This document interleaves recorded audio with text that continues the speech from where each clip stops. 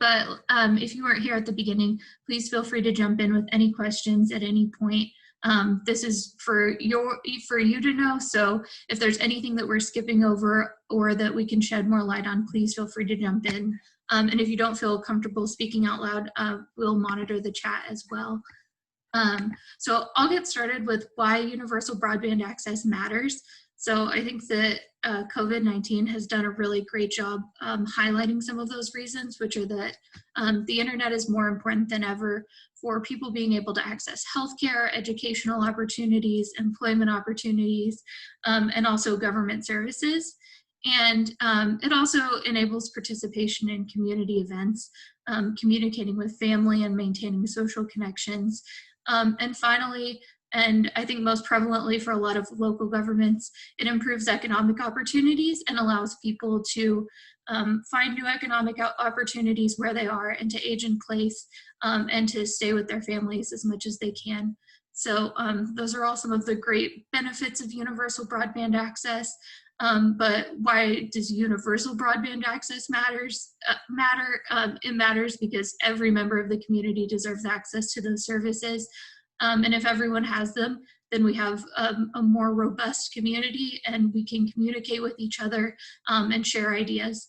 And so one of the basic things that happens with a lot of local governments when they get involved in this is data collection and understanding who in their community has access and who still needs access to those services. And so Lucas will talk about some of the ways that that goes on at the federal level especially. Yeah, so one thing we've noticed recently is there's been a lot more conversation among members of Congress, state regulators, federal regulators, and advocates, and then local leaders like you all, that the data currently available about broadband access and how close we are to achieving universal access is honestly flawed, for lack of a better word, and really sort of overestimates what a lot of your communities are actually facing. And I'm sure in your work on regional groups or in your local government, you have had residents come to you time and time again and say, you know, the maps online say that we're supposed to be receiving one thing or having something available to us, but that just simply isn't true. And our team has put in a special extra focus on that really in the last couple months with a program we rolled out at the end of last year called Mapping Across America that you can see on our website. And it's also linked on the handout we gave you all today, along with some other work we're doing this year to really talk about, okay, we recognize the data and mapping up to this point hasn't been as accurate as it could be. So what steps as local communities do we need to take in order to sort of supplement that and figure out what actually is going on in our community? One of the FCC commissioners, Jessica Rosenworcel, who actually was just named acting chair of the FCC about an hour ago, often talks about this and putting the cart before the horse, in that we can't achieve universal broadband like Corianne was talking about until we really know who still needs it and who is both unserved and underserved. And so we have some steps to take here that we listed for your community in case you're thinking about, you know, what do we need to do personally to achieve this, and sort of how can we help the conversation at the state level and the national level. The first thing we've talked about is consider launching a speed test for your community. Some of our members have done this quite successfully and have been able to sort of solicit speed test responses from their residents, and it allows their city council or their county board or their information technology department or sort of whomever is leading the broadband conversation to get this real, objective, unvarnished look at what is actually going on in the community. Oftentimes they are very surprised by what they see, and it really gives data and evidence to support these anecdotal stories that residents might be bringing to you in other meetings. We know that speed tests aren't possible for every household, especially those that are completely disconnected, don't have a way to participate in that. So a second option or a second step that we want to offer up to you all as local communities is circulating a survey to your residents and truly asking them, A, are you online or are you not? And then sort of going into more detail and saying, if you are online, you know, what speed are you subscribing to? You know, are you able to afford a higher speed? Why did you select sort of the option that you did or the provider that you did? And ask them, what are you using your internet for? You know, that's a big question that we've really seen come up more and more during the pandemic, because prior to COVID-19, a lot of the debate was, is internet and is high-speed broadband a luxury? But I think that all of us can agree on this call that COVID-19 hasn't made it a necessity, but instead revealed that it's been a necessity the entire time, with students getting online, people having telehealth appointments, applying for jobs, applying for unemployment benefits. All of these things are sort of orchestrated on the World Wide Web, and circulating this survey will allow you to figure out, what does that look like for my community, whether you have a few hundred people or a few 100,000 people in your town or your city. And one important note that we always like to make when we talk about surveys is making sure you aren't simply posting a link on your municipal website asking people to complete it. Because once again, the people who are fully disconnected or who are underserved may not have the bandwidth or the ability to fill out an online survey about the fact that they can't get online. So we know that this is tough right now, given sort of the decrease in public gatherings, but any ability for you to reach out in print or in person to members of your community, whether it's at a grocery store, at a civic center, if you have students who are going to school right now, asking them in their classrooms sort of what their experience is like, that survey we think will give you a lot more qualitative data to put alongside a possible speed test. And then finally, something that NCC is actually planning to highlight this year are sort of more statewide initiatives that are being taken or being undertaken to look at broadband data and mapping. And we highly encourage all of you, whether it's connecting with Corey Ann to figure out who at your state level is doing this work, or connecting with Ryan to see which of your members of Congress are sort of taking the initiative to talk about this. But step up. We know as an organization that you all are the experts for what's happening in your community. And we want to do everything we can to communicate that to your state and federal officials and remind them that as they figure out, how should the federal broadband map be updated? How should funding be updated? You all are the people who need to be at the table and in the conversation. And we want to use every resource we have available to bring you to that conversation. So those 3 steps are obviously just a springboard for what sort of understanding data and mapping can look like for you all. And there's some additional readings linked there at the bottom of the handout for this section that we encourage you to look at and see sort of what we and some of our allies here in Washington have been doing to address this. And like I said, ways that you all can join the conversation if you haven't already. And we can sort of tackle broadband mapping and getting the data correct and accurate before we then take the next step of closing that digital divide. But obviously none of this is free. I understand that, our team understands that. So Corey Ann has some really good pointers for you all now about funding opportunities available to you and where to look for grants and support for your programs. Thanks, Lucas. So funding is something that we get a lot of questions about.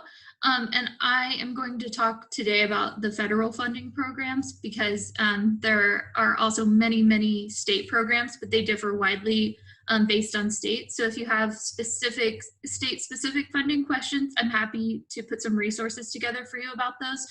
But today I was just going to go over some of the bigger federal funding programs. So the National Telecommunications Information Administration reports that there are 57 federal funding programs for broadband that span 14 agencies. So there's a wide range of both the people who can qualify for those grants, and some are grants and some are loans. So that's one concern to think about. And then another is the specific use that they can be used for, because some can just be used for infrastructure development, but others can be used for a wider range of purposes. And some are also not specifically targeted at broadband, but also include broadband. So those are some things to look out for. And the Federal Communications Commission is one of the main funding mechanisms at the federal level. And most of that is through the Universal Service Fund, which the principle of was started out of the idea of getting everyone connected with phone service. But now most people have had access to phone service, even if they don't have a landline anymore. And so some of those programs have been repurposed for broadband. So the first is Lifeline, which is one of the programs that started as a phone service program, but now it can be used for mobile and wireline service. And it's a consumer subsidy, so it's a little bit different than the other funding mechanisms. The high cost program is another program, and these are all in the handout, so don't feel free to look at that instead of taking frantic notes. And I'm also happy to go over any of these things if anyone has questions. So, and I see that there's a question about a specific community, so I'll make sure to get in touch with you about that. So the high cost program is available to connect areas that are unserved or underserved with broadband infrastructure.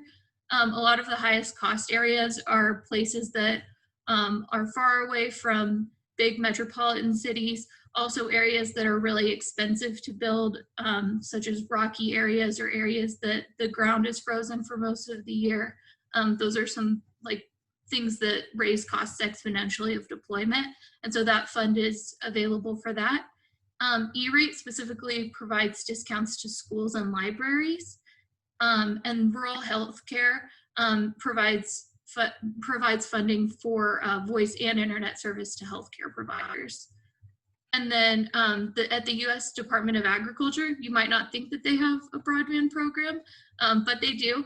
The Reconnect Loan and Grant Program is the one I linked to in the handout, but it supports broadband expansion initiatives in rural areas, and depending on the community determines what amount of grant or loan or combination of those that you can get from the program. The Department of Education also has grant programs available. The ones I listed in the handout were the Rural and Low-Income Schools Grant Program and the Promise Neighborhoods Program. A lot of the Department of Education programs are very specific to the circumstances of the community, so you have to really look into the details on those, but they are available for broadband, and several of them cover broadband infrastructure in addition to digital tools training or broadband adoption, which is something that often gets left out of other funding programs.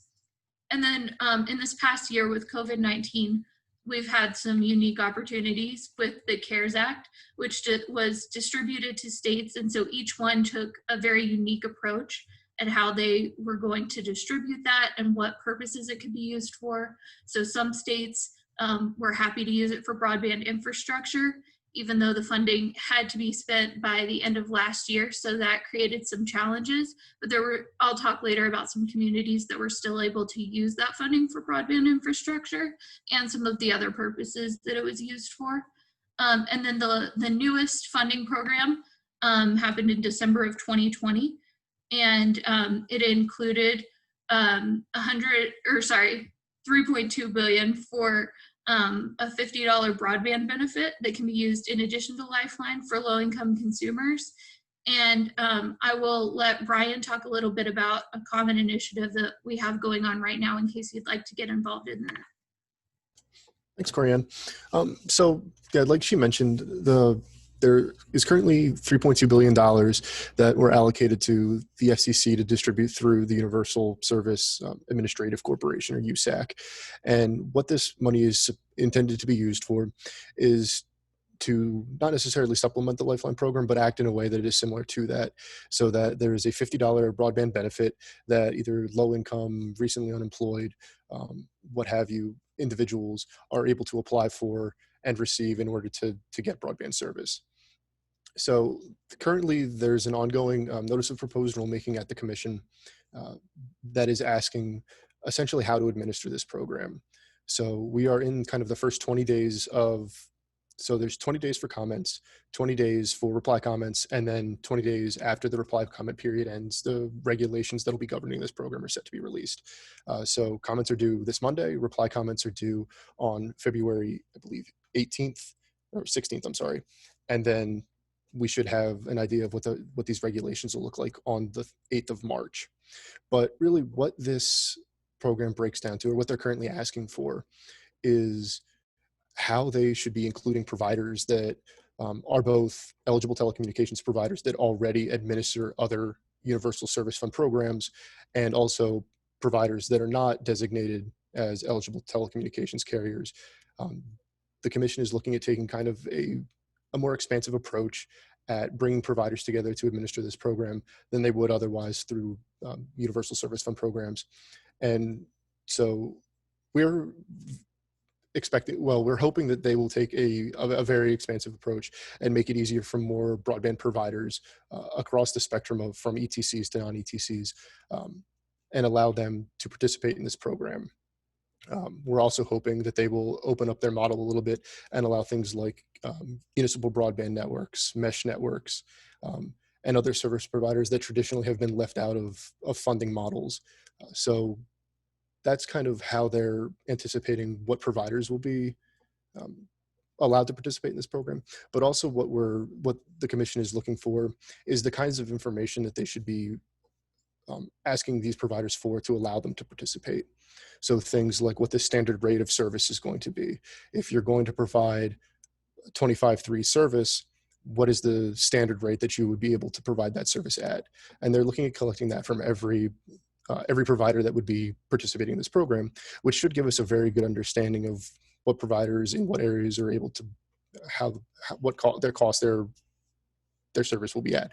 This will definitely help kind of start the process of the commission collecting more general pricing data to expand their Form 477 data collection.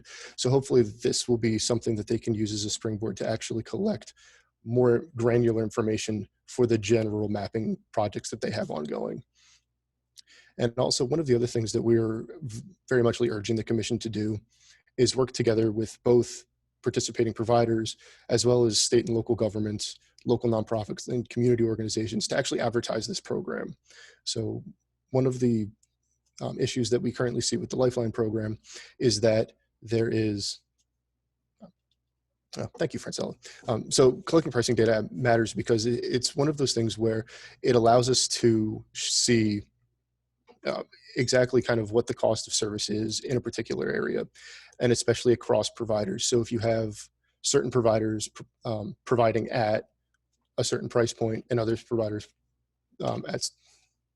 yes, thank you.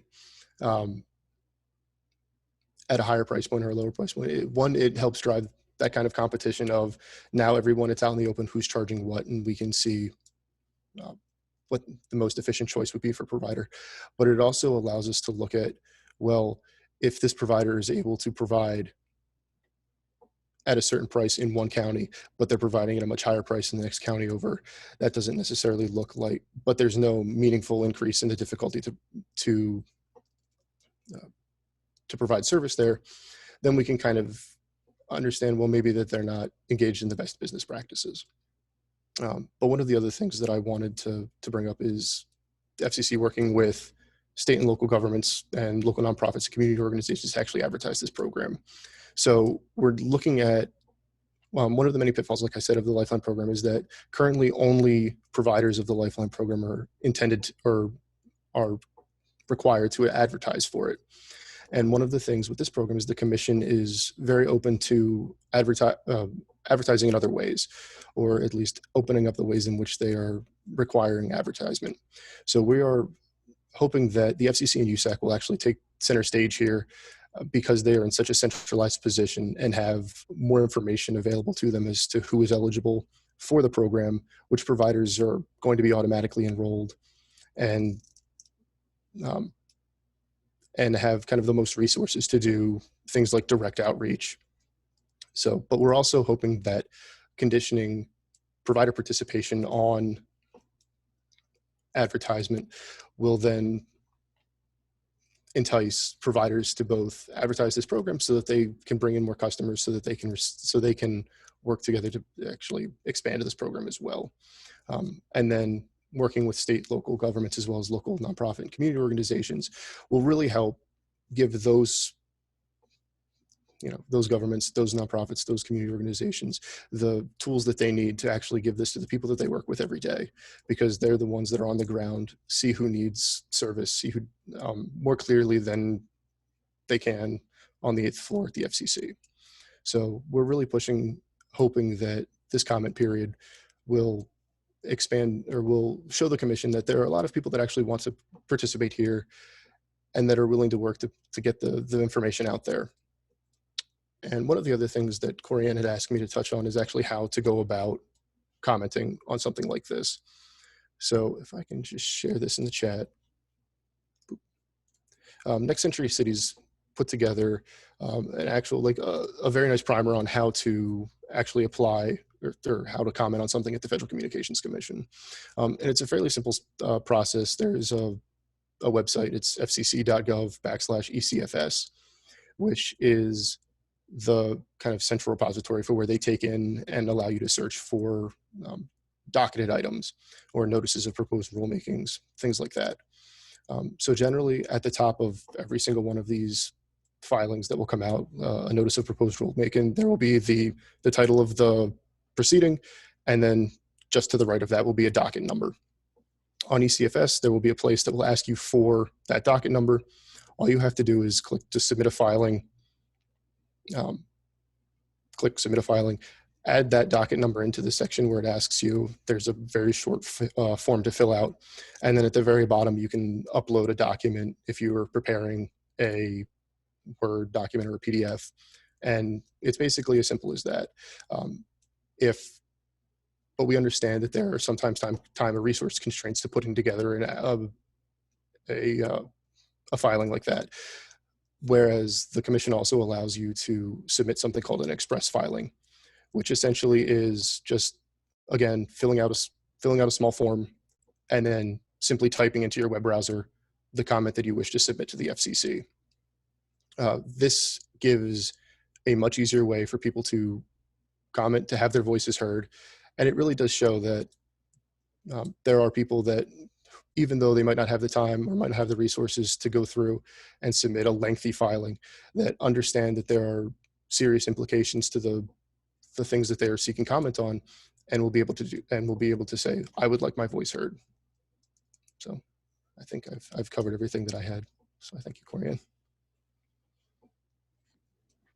Yeah, thank you, Ryan. And that was it for this section, but we will come back to talking about the COVID-19 specific funding mechanisms in a minute after Lucas talks about the different models. Yeah, and we'll take a quick pause and ask again if anyone has any questions. I know that was a lot of information we just gave you there in the last couple sections. So if anyone has any, please feel free to chat them to myself or Corianne or ask out loud. Okay, well, if you think of one, please send it. So now we want to take a little bit of time to go over, sort of what is probably the most important part of laying out a plan when it comes to your community, and that's knowing the business models and the technology options that are available to you.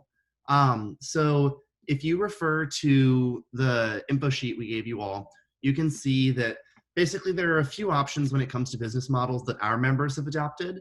And obviously, as an organization and as a team, we've recognized that no single business model is the best. We have communities that fulfill every single one of these, of the 5 that are listed, and they have done it in a fantastic way that has brought their community online. So the first one is a fully privately owned and operated network.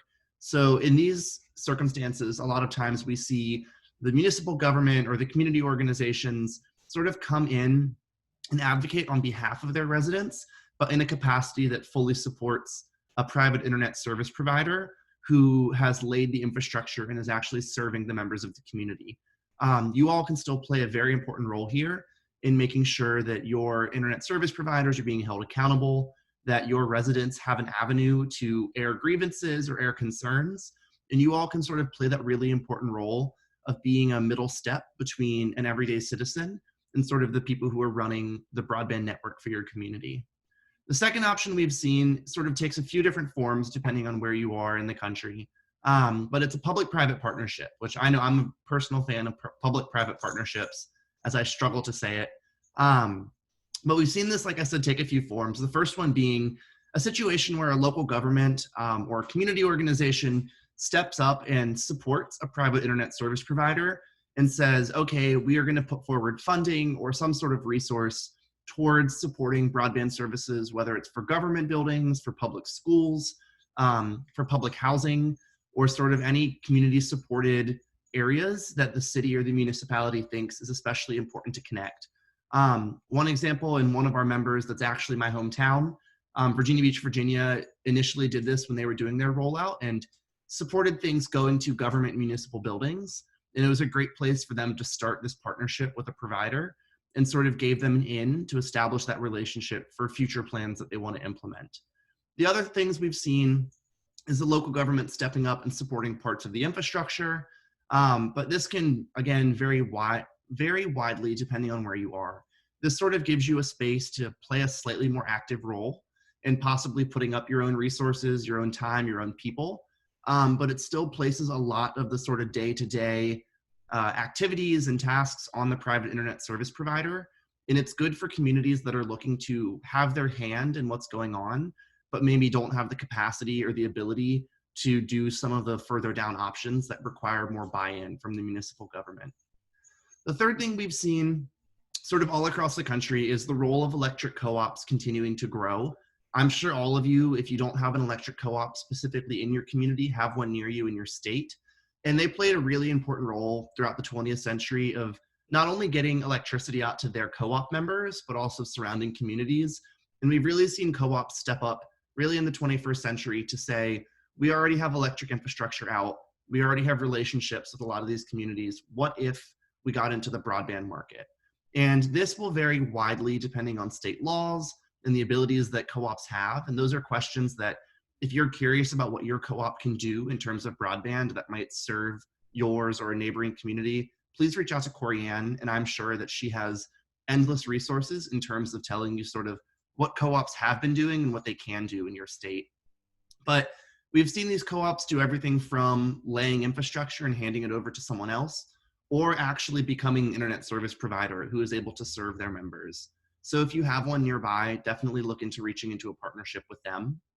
The fourth option that we've seen in a lot of our Western communities are open access networks. So these, again, are a little more active participation from a municipal government.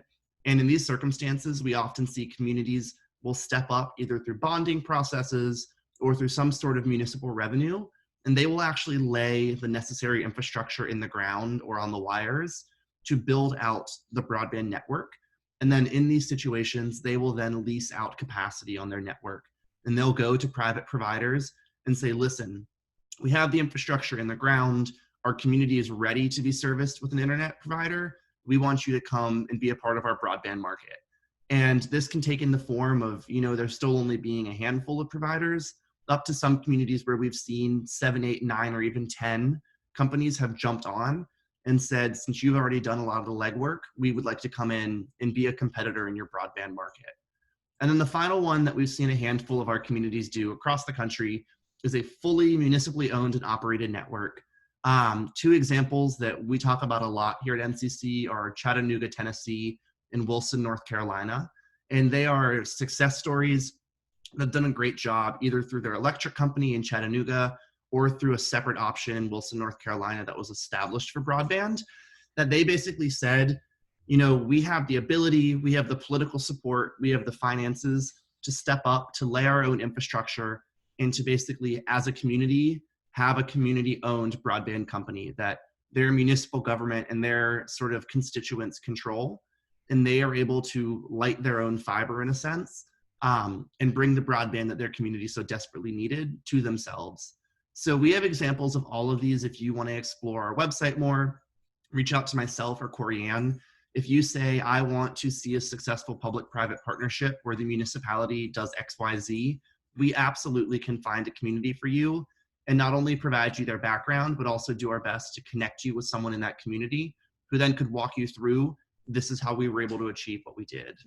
The other important thing to think about when you're sort of developing your broadband plan for your community is what technologies work for you. And again, this is something that we've seen differs, from community to community. Obviously, if you do a Google search, you will find articles that say this technology is better than that technology, but it really comes down to what do your residents need and what ability do you have to give it to them. The first technology that you've probably heard of is satellite, which Corianne and I have, joked that it is, if you ask the satellite companies, 100% available across the country. And it universally is available to almost every person in the United States to link up to a satellite broadband network. This is something that's already established though, and is often a great option for people who have no other option. And that's often what you'll find very remote communities are relying on. The second thing we've seen is fixed wireless, which I may not be the best person because I'm not a technologist and cannot tell you exactly how the cords go into the towers that shoot out the spectrum. But this is a technology where you're able to basically hook up a backbone and run a cable into a tower for your community. And in a sense, you then, and again, Ryan or Corianne might correct me for describing this poorly, but you shoot out sort of a community Wi-Fi network that is then picked up in people's homes and comes in and operates as a Wi-Fi network, sort of traditionally would. This is great for communities that can't get fiber optics in the ground or cable in the ground to certain households, whether they are extremely remote due to terrain or just simply distance between homes. And it's able to sort of cover those areas that couldn't be served any other way. The third technology is sort of legacy copper and DSL. This is often operating on infrastructure that's been in place for decades from phone companies or other sources. It's something that a lot of communities that are waiting for upgrades and are trying to push for newer technologies are operating on currently. A lot of our communities find that this is what's most prevalent in the ground or on the wires around them. And they often are starting from here and saying, you know, this is what we're being serviced with currently. What can we do to sort of take the next step beyond copper and DSL to provide something even newer to our residents? The fourth way that your residents could be receiving broadband is through cable. Oftentimes we've learned that your communities already have sort of lengthy and pre-existing relationships with cable companies that either have a franchise in your community or are very present in your community. And if this is sort of what's in the ground for you, this might be a great place to start, to talk to other people in your organization or in your municipal government and say, who do we know with this cable company? What has our relationship been like with them?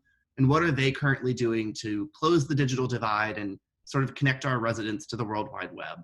And it may be a space where you say cable is what works for us, and let's step up and see how we can be more active with the cable company. And we encourage you to do that, to reach out to these private providers who have been there and have been doing work, and then push them to do even more. If you have neighborhoods that have been left off the grid, tell them that and say, this community is looking sort of to be connected. What can we do as partners to make that happen? And then the final technology that we're seeing rolled out to more and more communities with each passing day is fiber. This provides the fastest broadband currently of the technologies, and does it in what we call a symmetrical way, where your upload and your download speeds are going to be the same for what you're being delivered. And we also talk about fiber sort of gives you an ability to be ready for the future. It sort of has the capacity to be upgraded without having to sort of lay down new infrastructure. And for the communities that have been able to put it in the ground, it is obviously substantially more expensive, but they believe that they're doing it in a way that as their community continues to develop and sort of brings more things on to their broadband network across their city or town, that they're going to be able to use this fiber to sort of keep advancing. And whether that's through smart cities, through new municipal buildings, sort of bringing more people into the community, it allows them to have a wide range of opportunities for future use. So again, this is sort of just an overview of these. I highly encourage you, if you're curious about a specific technology or business model, to reach out to one of us, and we are happy to walk through it with you. And while we are not experts or technologists or urban planners, we can give you some good stories and some good people that have been through the nitty-gritty of it and are able to sort of give you their personal experience with each business model and each technology that we listed. But going back to what we were talking about earlier, Corianne's going to spend some time talking about COVID-19 and the effects that it has had on efforts across the country. All right, so as I mentioned earlier, the COVID-19 both became sort of a big emphasis for a lot of cities to get involved in broadband access and for a lot of residents to really speak up about the gaps and the needs in their community.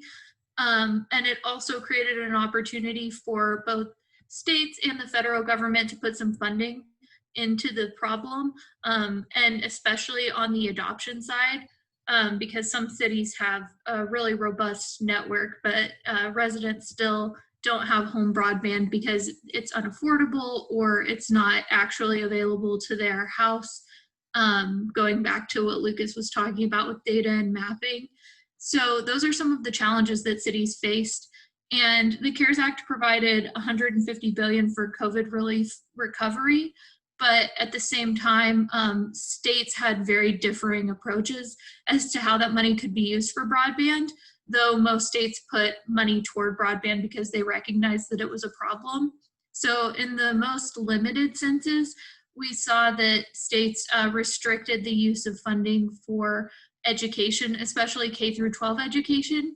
And in those cases, cities responded by purchasing hotspots and devices, or some cities initiated partnerships with providers to provide service and pay to have broadband connected directly to people's homes.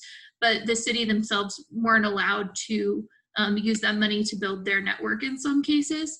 In other cases, they were allowed to use that money. And so Pahuska, Oklahoma is a good example where the Osage tribe is building a downtown network.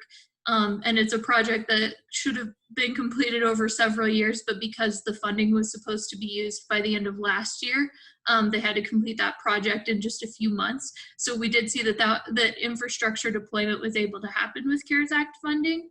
But in other states, they weren't able to spend that money in time. And so they put the CARES Act funding to other uses. And in a lot of cases, they devoted separate state resources of the same amount that they had designated in COVID funding to broadband improvement. So that's sort of a strange piece for infrastructure, because infrastructure is obviously longer lasting and the pandemic is not over. But devices and hotspots only do so much for so long.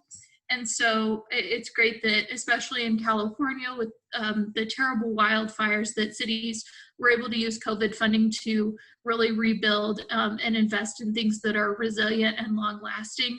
But other cities in states where they weren't allowed to do that were a little bit, that was a little bit of a hindrance.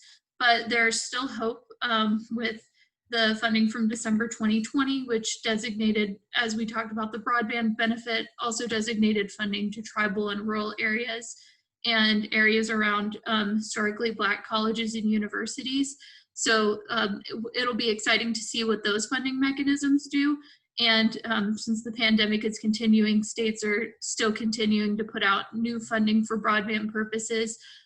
So as I mentioned earlier, if you have a question about a specific state, or about a specific model that you're looking at for your community, I'm happy to put you in touch with cities that we've talked to that have used one of these specific models and come up with a COVID-19 recovery solution. Did anyone have any questions about that specifically? Or anything else before I turn it over to Lucas to talk about what that recovery looks like?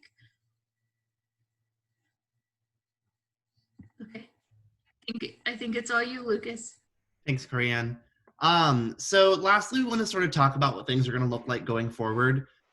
With President Biden being sworn in yesterday and Jessica Rosenworcel being tapped as the acting chair today of the Federal Communications Commission, there are a lot of things going forward that our team is excited about, new funding opportunities, and sort of increased focus on some of the issues that we know you all have been facing for a number of years and will continue to face. We've outlined sort of just 4 things that the Biden administration talked about over the course of their campaign and what they plan to look at going forward. And obviously things will continue to change, and our team, and by our team, I really mean Ryan, will continue to keep an ear to the ground on to see sort of what's going forward, what the 4 commissioners will be talking about at the FCC, and what people on the Hill and in the White House will be talking about in terms of their goals and priorities. But we've seen that the administration's talked about expanding connectivity in federal child care centers and public schools with a specific focus on Title I schools. Obviously, we know that Title I schools especially face the higher rates of poverty, which has been linked to lower adoption rates of broadband and sort of lower adoption rates of technologies in the home. And we know that as COVID continues to sort of make its way across the country, even as I was going to say wrapping up another school year, it's only January. Even as we're going into the second semester of this school year and sort of looking forward to the fall already, we know that that additional funding, especially for students with the greatest need, is going to be important to make sure that your students in your community, your neighbors and your constituents are still sort of getting the education that they deserve. The administration's also talked about investing heavily in infrastructure. We know that in a lot of our communities, it's not always an unserved conversation and an absence of infrastructure, but we've also been talking a lot as a team about underserved communities and communities that are relying on legacy infrastructure that maybe has been in the ground for a few years too long. And while it's providing good enough service, as an organization, I know our team has committed to making sure all of our members aren't just getting good enough broadband, but not to be cliche, but as our mission statement says, that they're getting fast, affordable, and reliable broadband. And we know that sometimes the infrastructure that's currently there, it may be doing the job, but we don't know how reliable it is. So the administration has talked about placing a heavy emphasis on infrastructure going forward. President Biden talked during his campaign about supporting the Digital Equity Act. And as more communities come online and as access sort of goes up and we hopefully reach universal access in the near future, we know that the second battle that still needs to be fought is adoption and ensuring that all of your residents, just because there's a cable in the ground or a sort of fiber optic cable or a fixed wireless solution, just because it's there doesn't mean every household is A, able to afford to come online, or B, has sort of requisite knowledge of the benefits of coming online. So we hope that President Biden will keep up his support of the Digital Equity Act and make sure that sort of once we've closed the access divide, that we're closing the adoption divide and doing it in an equal and equitable way, regardless of zip code. And the final thing that we've looked at is the president has sort of had a lot of focus during his campaign on rural economic development.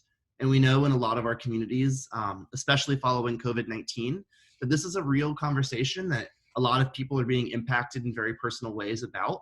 And we hope that as he continues to look at ways to sort of build back better with his campaign motto, that he looks at some of these rural communities that are still thirsting for sort of the benefits of broadband, whether it be in small business, in telehealth, and better education opportunities for their children. We hope that sort of broadband becomes a central focus of that rural economic development conversation. So, one thing we've recognized is a new administration is going to bring a lot of new opportunities and sort of this reignited vigor. And as a team, we have put out publications recently that talk about the way that broadband needs to be a part of every policy conversation, regardless of the topic. And that's something that we're going to continue to push for in 2021, and making sure that regardless of what people in Congress or in the White House are talking about, they're doing it in a way that includes broadband. So we hope to keep you all apprised to everything we learn. And like Ryan talked about earlier with the broadband benefit comments, we hope that you all continue to be a part of that conversation, and really let us know what's going on in your communities. And so we're gonna sort of wrap up with this sort of us talking part, and turn it back over to you all and see if you have any questions or comments or stories to share from your community about anything we've talked about or things that we haven't talked about, especially. So.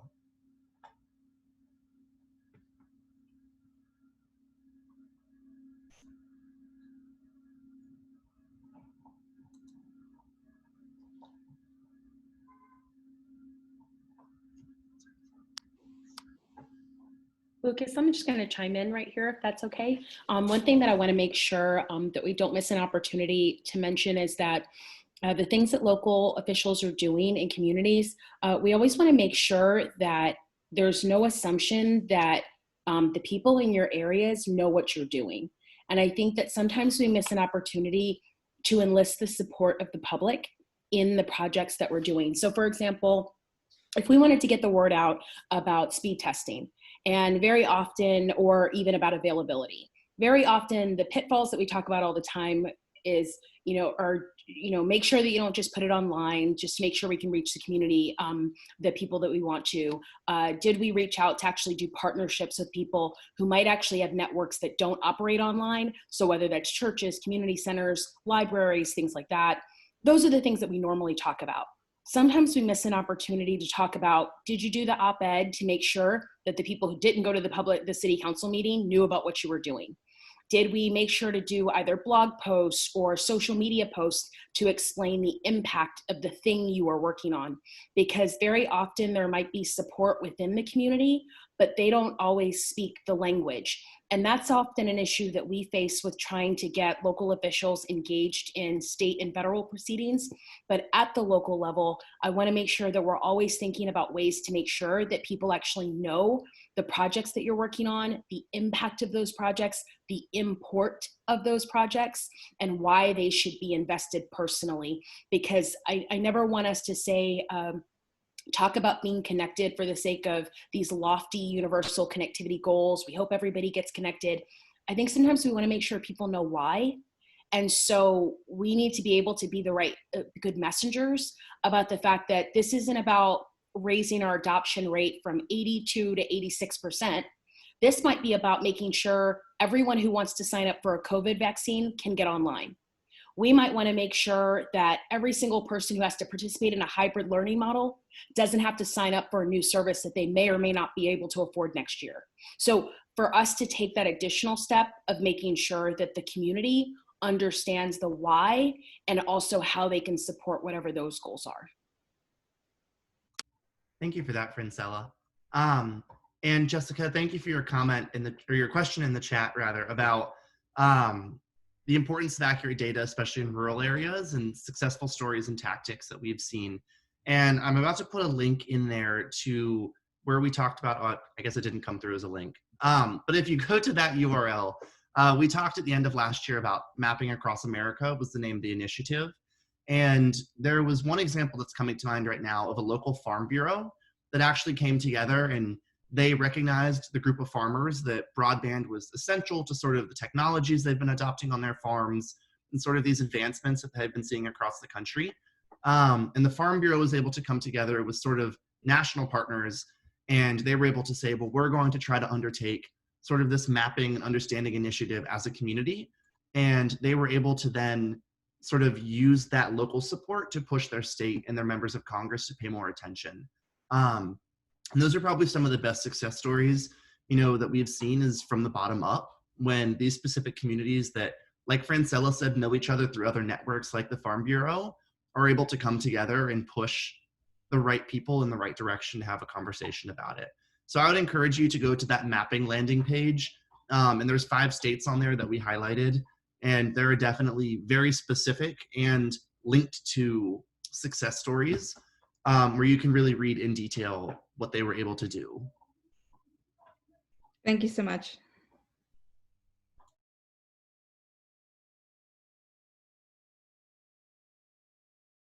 Thank you for adding that link, Francella.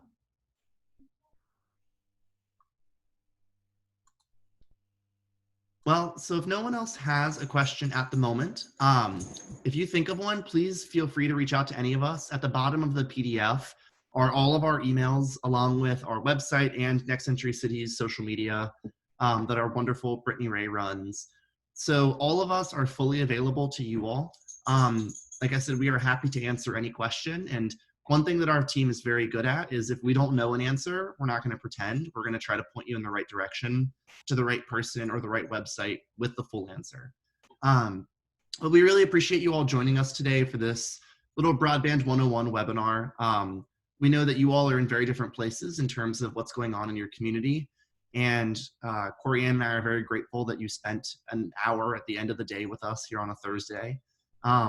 So please feel free to follow up with anyone.